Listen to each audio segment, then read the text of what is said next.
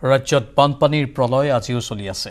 নমস্কাৰ, ইতিবাতলৈ আপোনাক স্বাগতম। ষ্টুডিঅ'ত মই প্ৰাঞ্জল প্ৰতিম হাজৰিকা। বৰাকৰ খবৰ অপৰিৱৰ্তিত হৈ আছে। বৰাকৰ বান পৰিস্থিতি নিতৌ ভয়ানক হাৰত বৃদ্ধি পায়ে আছে। বৰাক নদীৰ জলস্তৰ কেৱল শিলচৰ চহৰতেই বানৰ কবলত পৰিছে 2,30,000 লোক। বানৰ কাৰণে উদ্ধাৰ অভিযান তথা সাহায্যত বাধাৰ সৃষ্টি হৈছে। বানাক্ৰান্ত লোক তথা উদ্ধাৰকাৰী দলক সহায় সহযোগ কৰিবলৈ সকলোকে অনুৰোধ জনাইছে শিলচৰৰ উপায়ুক্ত কীৰ্তি জলিয়ে। ইফালে আজি উদ্ধাৰ অভিযানত নামিছে ভাৰতীয় বায়ুসেনাৰ দল। আজি মুখ্যমন্ত্ৰী হিমন্ত বিশ্ব শৰ্মাও বৰাকত গৈ উপস্থিত হোৱাৰ কথা। বৰাকৰ বান পৰিস্থিতিৰ বুজ ল'ব মুখ্যমন্ত্ৰীগৰাকী। কাছাৰ, হাইলাকান্দি আৰু কৰিমগঞ্জ জিলা উপায়ুক্তৰে বৈঠকত মিলিত হ'ব মুখ্যমন্ত্ৰী হিমন্ত বিশ্ব শৰ্মা। শিলচৰৰ আৱৰ্ত ভৱনত এই বৈঠক অনুষ্ঠিত হ'ব। মঙলদৈৰ বান পৰিস্থিতিৰ বুজ ল'ব মন্ত্ৰী পীযুষ হাজৰিকাই। আমি পোনপটীয়া সম্প্ৰচাৰত যাম। আমাৰ জ্যেষ্ঠ সাংবাদিক অনিৰুদ্ধ লস্কৰ থাকিব শিলচৰত আৰু তেওঁ সামগ্ৰিক বান পৰিস্থিতিৰ সবিশেষ জনাব। কাৰণ পানী বাঢ়ি আছে, প্ৰতিদিনেই প্ৰতি ঘণ্টাতেই পানী বাঢ়ি আছে আৰু প্ৰতি ঘণ্টাত 1 চেণ্টিমিটাৰকৈ পানী বাঢ়ি থকাৰ তথ্যও আহিছে। মুঠতে অপৰিৱৰ্তিত বৰাকৰ বান পৰিস্থিতি ক্ৰমাৎ জটিল হৈছে। বান পৰিস্থিতি নামনি অসমত জটিল বান পৰিস্থিতিৰ দৃশ্য ইতিমধ্যে আমি আপোনালোকক জনাইছিলোঁ বা দেখুৱাইছিলোঁ। সমান্তৰালভাৱে বৰাক উপত্যকাটো এতিয়া অধিক জটিল হৈ পৰিছে। বানৰ পৰিস্থিতি কেৱল শিলচৰ চহৰতেই বানৰ কবলত পৰিছে 2,30,000 লোক। উদ্ধাৰ অভিযান তথা সাহায্যতো বাধাৰ সৃষ্টি হৈছে। এতিয়া ভাৰতীয় বায়ুসেনাৰ দল নামি পৰিব উদ্ধাৰ অভিযানত। সমান্তৰালভাৱে আজি মুখ্যমন্ত্ৰী হিমন্ত বিশ্ব শৰ্মা গৈ তাত উপস্থিত হোৱাৰ কথা। অনিৰুদ্ধ লস্কৰ, আপোনাৰ পৰা অধিক জানিব বিচাৰিছোঁ আমি। মুখ্যমন্ত্ৰীগৰাকী কিমান সময়ত গৈ উপস্থিত হ'ব এই বৈঠকত? বহুকেইটা বিষয় যিহেতু আলোচনা হ'ব, কি কি তথ্য আছে আপোনাৰ লগত?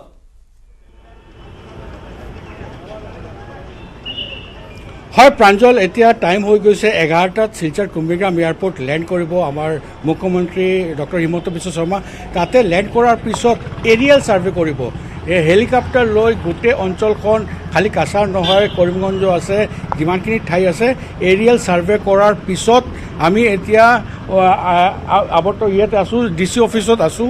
এই DC অফিচত আহি এটা বৈঠক কৰিব যিমানখিনি 3 জিলাৰ উপায়ুক্তৰ লগত, যে আৰু পৰিদৰ্শন কৰিব। এই মিটিঙৰ ৰিভিউ মিটিঙৰ পিছতেই ইয়াতে এটা কাছাৰ কলেজ এটা আছে, কাছাৰ কলেজত ৰিলিফ অপাৰেশ্যন চাব কাৰণে যাব। তাতে ৰিলিফ অপাৰেশ্যন কেনেদৰে চলি আছে। খালি এইটোৱেই নহয়, আমি যোৱাকালি ষ্টেডি আছিলে বৰাকৰ পানী, আজি ৰাতিপুৱাৰ পৰা আকৌ পানী বঢ়া আৰম্ভ হৈছে, যিটোৰ কাৰণে যি ঠাইত পানী কমিছে এই পানীকেইটা বেলেগ ঠাইত গৈ সোমাই গৈছে। এইদৰে পৰিস্থিতি এতিয়া আছে প্ৰাঞ্জল। অনিৰুদ্ধ, আপুনি পৰিস্থিতিৰ কিছু আভাস দিলে, কিন্তু বৰষুণৰ পৰিমাণ এতিয়া পূৰ্বতকৈ অলপ কমিছে। তাৰ পাছতো পানী কিয় বাঢ়ি আছে? ইয়াৰ আঁৰত কি কাৰণ আছে বাৰু অনিৰুদ্ধ?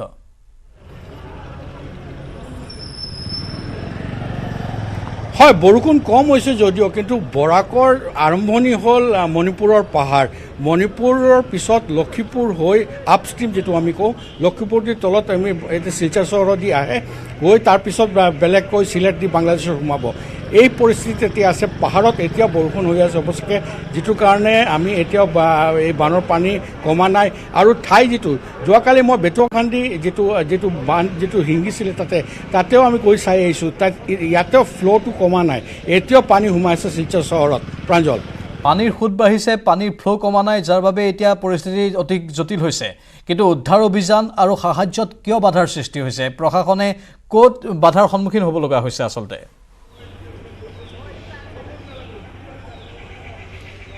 প্ৰাঞ্জল, চবতকৈ ডাঙৰ কথা হ'ল জিলা প্ৰশাসনৰ যিমানখিনি মানুহ আছে। যোৱাকালি মই এজনক বাইক দি চাৰ্কিট হাউচত লৈ গৈছোঁ। সি DC অফিচৰ এজন ষ্টাফ আছিলে। সি মোক কৈ আছে মোৰ ঘৰত ইমানখিনি পানী, মই কেনেকুৱা আহিছোঁ মই জানো। সেইবিলাকে মানুহ কাম কৰিব লগা হয় ৰিলিফ অপাৰেশ্যনত। যিটো জিলা উপায়ুক্ত DC কীৰ্তি জলিয়ে কৈছে যে আমাৰ ষ্টাফো নিজে পানীৰ ভিতৰত আছে, এইটোৰ কাৰণে আমি অলপ টান পাইছোঁ, কিন্তু আমি প্ৰচেষ্টা চলাই যাম যিমানখিনি ৰিলিফ দিয়াৰ কাৰণে। যোৱাকালি মই বহুতকেইটা ট্ৰাক দেখিছোঁ, বহুতকেইটা ৰিলিফৰ কাৰণে PDS বহুত বস্তু আহিছে। যি ঠাইত যাব পৰা নাই সেইবিলাকৰ ঠাইতো চেষ্টা চলাই আছে নাৱেদি গৈ ৰিলিফ দিবৰ কাৰণে। প্ৰাঞ্জল, চহৰখনৰ যিসকল লোক, প্ৰায় 2,30,000 লোক শিলচৰ চহৰৰে, তেওঁলোকে হয়তো এনেধৰণৰ পৰিস্থিতি এইবাৰ প্ৰথম দেখা পাইছে। তাৰে বহুত লোক এনেকুৱা আছে যিসকলে এনেধৰণৰ পৰিস্থিতি পূৰ্বতে কেতিয়াও দেখা পোৱা নাছিল। এই চহৰৰ লোকসকল গৈ বৰ্তমান ক'ত আছে? গৈ আশ্ৰয় শিবিৰৰ কি ব্যৱস্থা গ্ৰহণ কৰা হৈছে?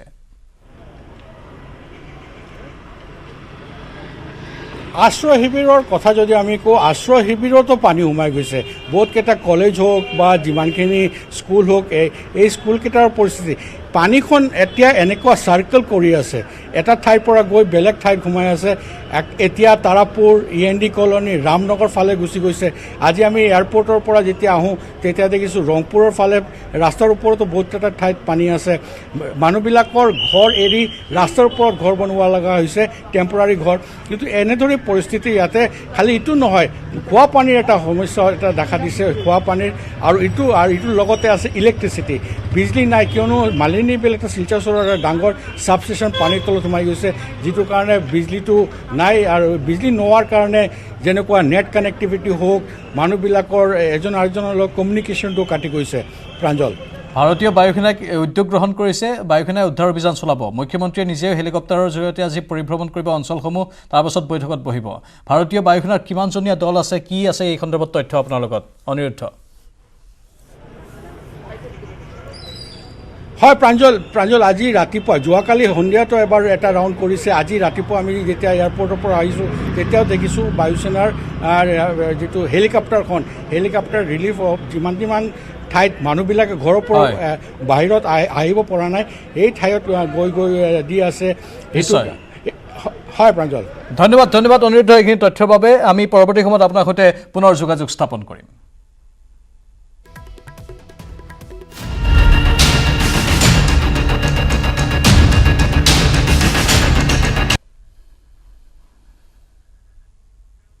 মহাৰাষ্ট্ৰৰ ৰাজধানীত মহাভূমিকম্প আৰু তাৰ অভিকেন্দ্ৰ গুৱাহাটী। ইতিমধ্যে আমি পুৱাৰে পৰা আপোনালোকক জনাই আছোঁ প্ৰতিটো তথ্য। সমান্তৰালভাৱে আমি ক'ব বিচাৰিছোঁ যে হোটেল ৰেডিচন ব্লুত মন্ত্ৰী অশোক সিংঘল গৈ উপস্থিত হৈছে, আৰক্ষী আয়ুক্ত হৰমিত সিঙো উপস্থিত হৈছে ৰেডিচন ব্লুত।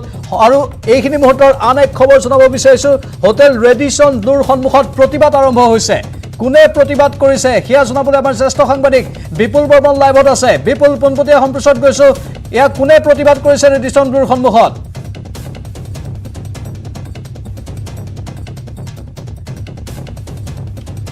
ইতিমধ্যে আমি কৈছোঁ যে ৰেডিচন ব্লুত এতিয়া এজনৰ পাছত আন এজন মহাৰাষ্ট্ৰৰ বিধায়কৰ আগমন ঘটি আছে।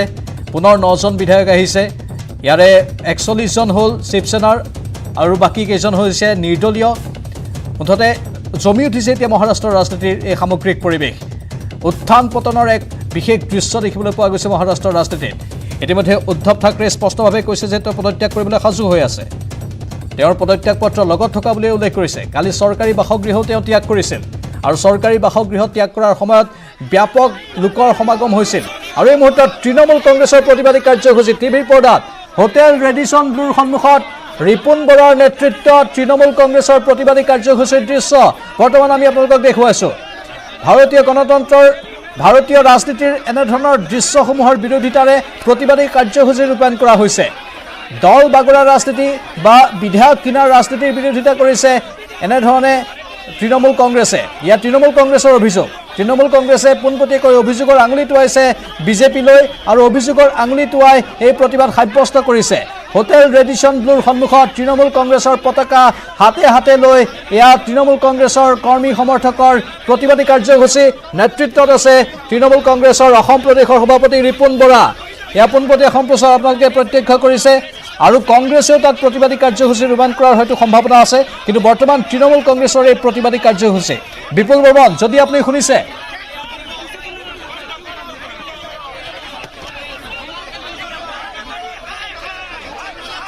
আৰু বৰ্তমান দৃশ্য এয়া টিভিৰ পৰ্দাত দেখিছে, আৰক্ষী বাহিনীয়ে ঘিচঘিচাই আছে ৰেডিচন ব্লুৰ সন্মুখভাগত আৰু তাতেই বহি পৰিছে প্ৰতিবাদকাৰীসকল। আৰক্ষীয়ে বাধা প্ৰদান কৰিছে এই প্ৰতিবাদকাৰীক। এয়া হৈছে হোটেল ৰেডিচন ব্লুৰ সন্মুখভাগৰ দৃশ্য, মূল পথৰ দৃশ্য, য'ত শিৱসেনা আৰু নিৰ্দলীয় বিধায়কসকলে বাহৰ পাতি আছে মহাৰাষ্ট্ৰৰ। সেইখন হোটেলৰ সন্মুখতে এই প্ৰতিবাদী কাৰ্যসূচী তৃণমূল কংগ্ৰেছৰ। তৃণমূল কংগ্ৰেছে অভিযোগৰ আঙুলি টোৱাইছে ভাৰতীয় জনতা পাৰ্টীৰ প্ৰতি। কিনা বেচাৰ ৰাজনীতি নচলিব বুলি তেওঁলোকে হুংকাৰ দিছে।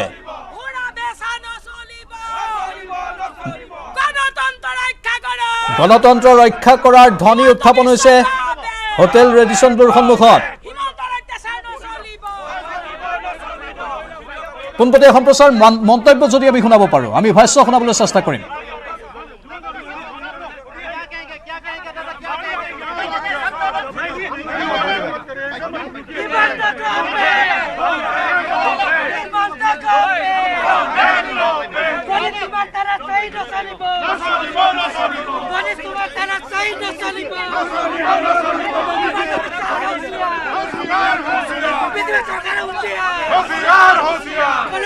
হত্যাকাৰী প্ৰচলিত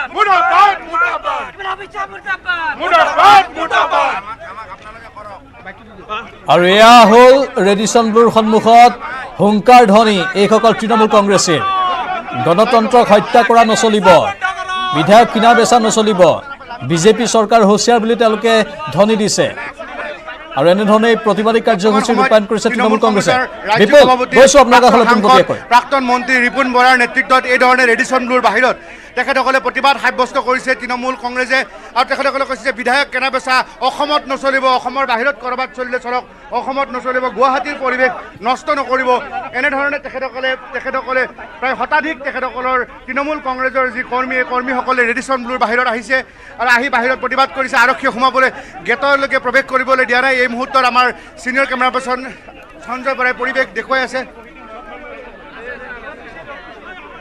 দাদা বাইকটো দিব এয়া পৰিৱেশ দেখুৱাই আছে আমাৰ সাংবাদিকে আজি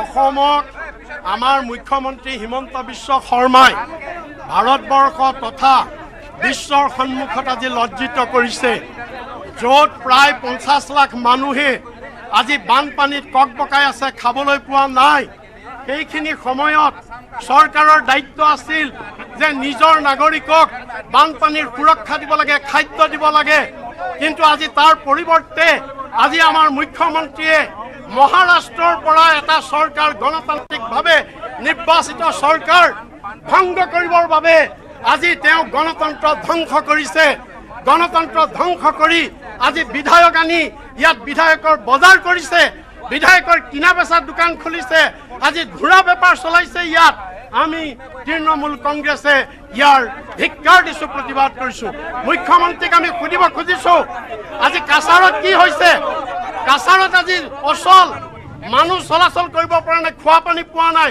আজি অসমত মানুহ মাথাউৰিত আছে অসমত মানুহ ৰাস্তাত আছে আজি মানুহে খাবলৈ পোৱা নাই 15 দিন তেওঁ মুখ্যমন্ত্ৰী তেওঁৰ দায়িত্ব নাই নেকি সেই সকল মানুহক চোৱা চিতা কৰিবলৈ কিন্তু তাৰ পৰিৱৰ্তে আজি মুখ্যমন্ত্ৰী ব্যস্ত আছে যে গণতান্ত্ৰিকভাৱে নিৰ্বাচিত এখন চৰকাৰক ভংগ কৰিবৰ কাৰণে মোদীৰ পদলেহনকাৰী হৈ আজি হিমন্ত বিশ্বক আমি ইয়াৰ যোগেদি ভৱিষ্যতবাণী কৰিছোঁ আজি হিমন্ত বিশ্বই যি কৰিছে এই কাম কালিলৈ হিমন্ত বিশ্বৰ বিৰুদ্ধে হ'ব হিমন্ত বিশ্বৰ বিৰুদ্ধেও কোনোবাই ঘোঁৰা কিনা বেচা কৰি ইয়াৰ পৰিণাম হিমন্ত বিশ্বই ভোগ কৰিব লাগিব লজ্জিত অনুভৱ কৰিছে নেকি এনে কৰ্ম ডেফিনেটলি আমি লজ্জিত অনুভৱ কৰিছোঁ আজি গোটেই ভাৰতবৰ্ষৰ সন্মুখত অসমক আজি লজ্জিত কৰিছে যে অসমখন আজি বিধায়ক কিনা বেচাৰ এখন স্থলী হৈ পৰিছে এইখন হ'ব লাগিছিল এখন উন্নয়নৰ স্থলী এইখন হ'ব লাগিছিল বিজ্ঞান প্ৰযুক্তিবিদ্যাৰ স্থলী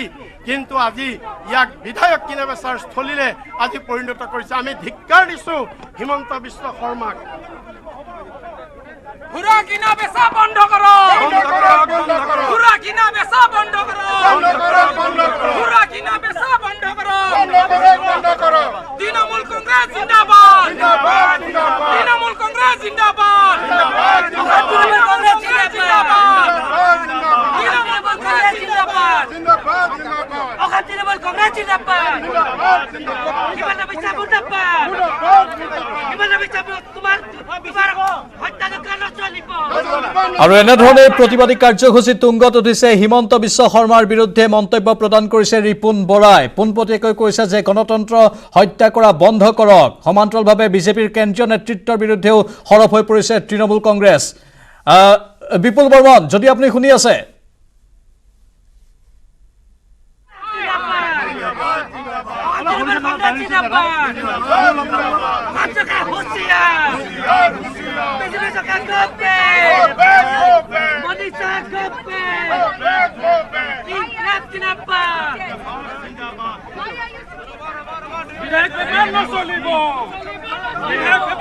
এই ধৰণে গুৱাহাটী ৰেডিচন ব্লু হোটেলৰ বাহিৰত এয়া প্ৰতিবাদ সাব্যস্ত কৰিছে মমতা বেনাৰ্জীৰ দল তৃণমূল কংগ্ৰেছৰ অসম ৰাজ্যৰ সভাপতি অসম ৰাজ্যৰ সভাপতি ৰিপুণ বৰা, তেখেত প্ৰাক্তন সাংসদ, প্ৰাক্তন মন্ত্ৰী, প্ৰাক্তন বিধায়ক, তেখেতৰ নেতৃত্বতে আজি তৃণমূল কংগ্ৰেছৰ প্ৰায় শতাধিক তেওঁলোকৰ দলৰ নেতাকৰ্মী আহিছে, প্ৰতিবাদ সাব্যস্ত কৰিছে।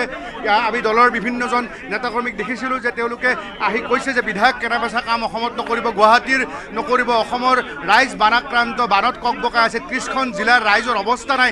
তাৰপিছত আপোনালোকে বিধায়ক কিনা বেচা কৰাৰ এই লেতেৰা অংক আপোনালোকে কৰিছে, তেনেধৰণে তেওঁ ক্ষোভিত হৈ পৰিছে।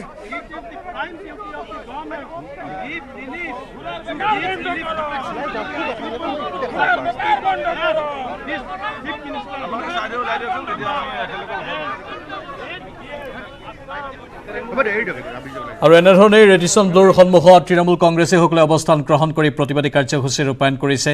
অসমত বিধায়ক কিনা বেচা নচলিব বুলি তেওঁলোকে হুংকাৰ দিছে। আৰু পোনপটীয়া কথা, এয়া হৈছে ভাৰতীয় গণতন্ত্ৰক হত্যা কৰাৰ এটা প্ৰক্ৰিয়া। এই অভিযোগ তৃণমূল কংগ্ৰেছৰ, যাৰ বাবে তৃণমূল কংগ্ৰেছৰ বহু সংখ্যক লোক সমবেত হৈছে। হাতে হাতে তৃণমূল কংগ্ৰেছৰ পতাকা। তেওঁলোক আগবাঢ়িব বিচাৰিছিল, হোটেলত প্ৰৱেশ কৰিব বিচাৰিছিল, কিন্তু তেওঁলোকক আৰক্ষীৰ বিশাল বাহিনীয়ে বাধা প্ৰদান কৰিছে। হোটেলত প্ৰৱেশ কৰি তেওঁলোকে আনকি মহাৰাষ্ট্ৰৰ শিৱসেনাৰ বিধায়কসকলক এই ক্ষেত্ৰত প্ৰশ্নও সুধিব বিচাৰিছিল, কিয় তেওঁলোকে এই অসমলৈ আহিছে, কিয় তেওঁলোকে এনেধৰণৰ কাণ্ড কাৰখানা সংঘটিত কৰিছে। সেই উদ্দেশ্যৰে তেওঁলোকে হোটেলৰ ভিতৰলৈ প্ৰৱেশ কৰিবলৈ চেষ্টা কৰিছিল। আৰু তেতিয়াই বিশাল আৰক্ষী বাহিনীৰ তৰফৰ পৰা তৃণমূল কংগ্ৰেছীসকলক বাধা দিয়া হ'ল। বৰ্তমান বহি পৰিছে তৃণমূল কংগ্ৰেছীসকল হোটেল ৰেডিছন ব্লুৰ সন্মুখভাগত, আৰু একাংশক কৰায়ত্ব কৰা হৈছে। বিপুল বৰ্মন, আমি টিভিৰ পৰ্দাত দৃশ্য দেখিছোঁ, বাছত একাংশক কৰায়ত্ব কৰি উঠোৱা হৈছে।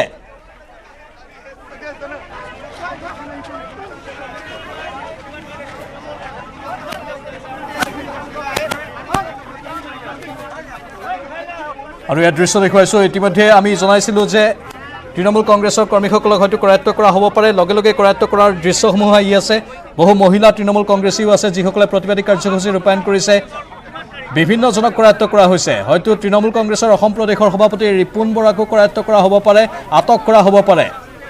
যিসকলে প্ৰতিবাদী কাৰ্যসূচী ৰূপায়ণ কৰিছে তাত থকা সকলোকেই কৰায়ত্ব কৰি আঁতৰাই নিবলৈ চেষ্টা কৰা হৈছে।